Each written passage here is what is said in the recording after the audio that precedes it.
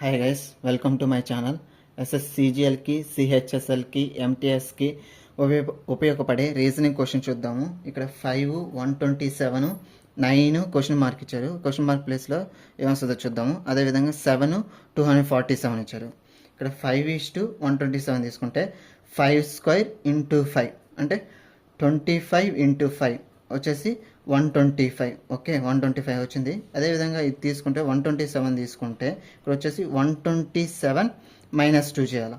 125 = 125, ఈ రెండు ఈక్వల్ అవ్వాలి. ఓకే, అదేవిధంగా 7, 247 చూద్దాము. ఇక్కడ వచ్చేసి 7² × 5. 7² అంటే 49. 49 × 5 వచ్చేసి 5 9s 45, 5 4s 20, 24. ఓకే, 245.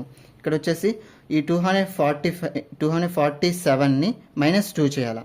ఓకే, 245 = 245.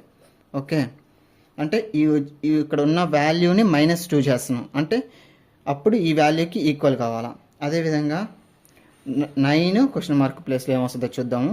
ఇక్కడ వచ్చేసి 9 = x - 2. ఓకే, ఇక్కడ వచ్చేసి 9² × 5 = x - 2. 9² అంటే 81. 81 × 5 = x - 2. ఓకే,